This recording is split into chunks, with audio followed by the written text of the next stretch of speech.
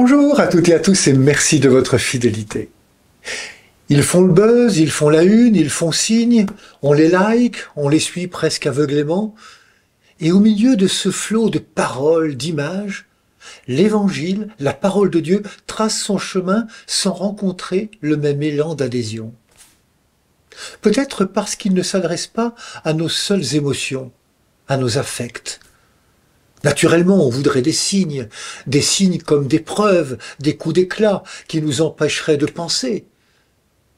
Tout doit être une évidence et facile d'accès. Mais Dieu n'est pas une évidence.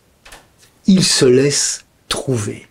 Pour l'approcher, nous devons faire aussi de notre côté un chemin de conversion, convertir nos mentalités, nos habitudes, car Dieu nous considère comme des personnes et compte sur notre raison, notre intelligence, notre foi, nos capacités à chercher, à creuser, à comprendre, à approfondir.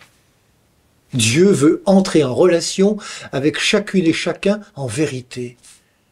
Il se fait présence plutôt que signe. Et cette présence a l'épaisseur d'une personne, son Fils Jésus. Il n'y en a pas d'autre.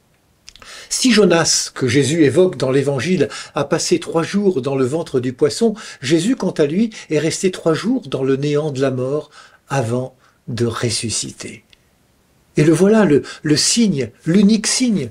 Il s'adresse à notre confiance et à notre foi. Le signe, c'est la personne du Christ, vivant et ressuscité.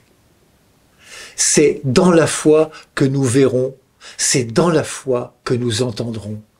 Alors, dans la foi et la confiance, suivons la personne du Christ et, comme pour les disciples d'Emmaüs, notre cœur s'ouvrira aux signes qu'il nous donne, avec seulement un peu de pain, un peu de vin, le sacrement de la présence de l'amour infini et inconditionnel de son Père et de notre Père, l'Eucharistie. Bonne journée à toutes et à tous, prenez bien soin de vous et des autres.